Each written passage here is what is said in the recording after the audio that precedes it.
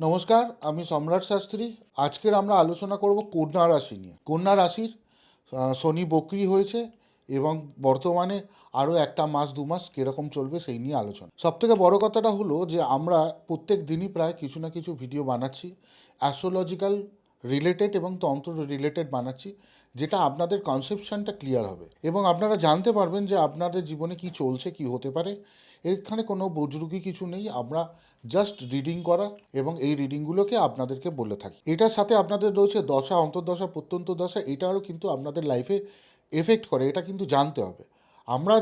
আমি যেটা আলোচনা করছি সেটা হলো ট্রানজিট নিয়ে, মানে শুক্র, রবি, মঙ্গল, বুধ, এই ছোট প্ল্যানেট যেগুলো তাড়াতাড়ি ঘোরে মানে রাশিচক্রে, তাদের ওপর ডিপেন্ড করে কিছু বানানো হয়। তাছাড়া শনি, বৃহস্পতি আর রাহু, কেতু, এরা এক বছর, আড়াই বছর এবং 1.5 বছর ধরে এক একটা জায়গায় থাকে। তাদের বিচারটা তো আমরা করেই দিয়েছি বছরে। বর্তমানে কন্যা রাশির কোথায় আছে, সপ্তমে শনি বক্রি হয়েছে, সেই সব নিয়ে একটুখানি আলোচনা। এই ভিডিওটা আপনাদের ভালো লাগলে আপনারা শেয়ার করে নেবেন আপনাদের ফ্যামিলি লোকেদের সাথে, তাহলে তারাও দেখতে পারবে এবং তাদেরও নলেজ ক্লিয়ার হবে। আর বেল আইকনটা টিপতে ভুলবেন না, কারণ আমার নতুন কোনো ভিডিও এলে সেটা আপনারা জানতে পারবেন। এবার আলোচনা করা হচ্ছে কন্যা রাশি বা লগ্ন নিয়ে আলোচনা। সেটা হলো 3টে জায়গা। প্রথমে জেনে নিন আপনাদের কাজকর্ম রিলেটেড যারা আছে, চাকরি বাকরি যারা রিলেটেড কাজ করছেন, তাদের কিন্তু আগামী 1-2 মাস বেশ ভালোই কাটবে। এটা নিয়ে একেবারেই সমস্যা নেই, কারণটা হচ্ছে যে আপনাদের নবম স্থান, দশম স্থান, একাদশ স্থান, 3টে জায়গায় 3টে প্ল্যানেট বসে রয়েছে। একটা শুক্র বসে রয়েছে, একদিকে বৃহস্পতি বসে রয়েছে, একদিকে রবি বসে রয়েছে, বুধ বসে রয়েছে। এইটা নবম, দশম, একাদশ স্থানে এই 4টে প্ল্যানেট বসে থেকে আপনাদের কর্মজীবন এবং ইনকামের জায়গাটাকে কিন্তু ভালোই রেখেছে, ব্যালেন্স রেখেছে। কোনো রকম কোনো সমস্যা নেই।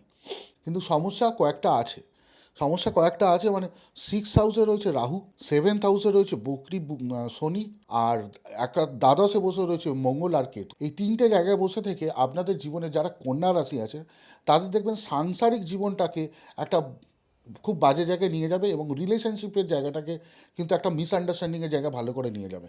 কারণ সপ্তম স্থান থেকে অপোজিট সেক্স এবং 12th হাউস থেকে হলো আমাদের মঙ্গল বসে রয়েছে, মাঙ্গলিকের যোগ তৈরি করে রেখেছে, কেতুর সাথে বসে রয়েছে। যাদের বিবাহ ঠিক হয়েছে এই সময়, তাহলে এই 1 মাসের মধ্যে বিবাহ দেখবেন অনেক রকম ডিস্টারবেন্স আসবে এবং ডিলে হবে।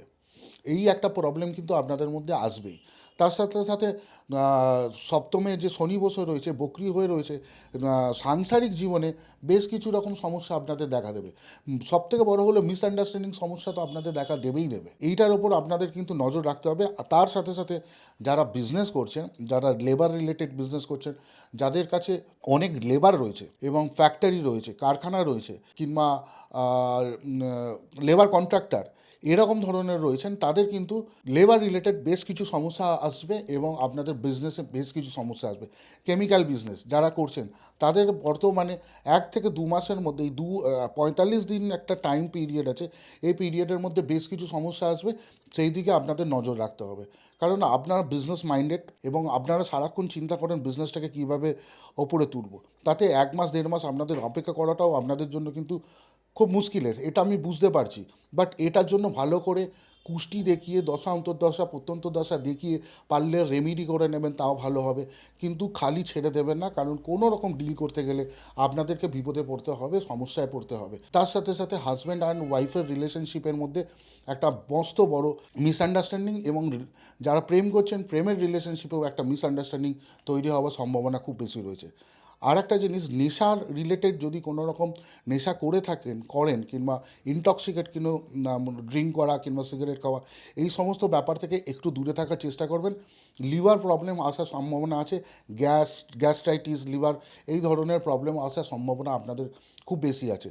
পুরনো কিছু রোগ আছে, সেই রোগগুলো আপনাদের কিন্তু সামনে আসতে পারে এবং সামনে এসে আপনাদের ডিস্টার্ব করতে পারে।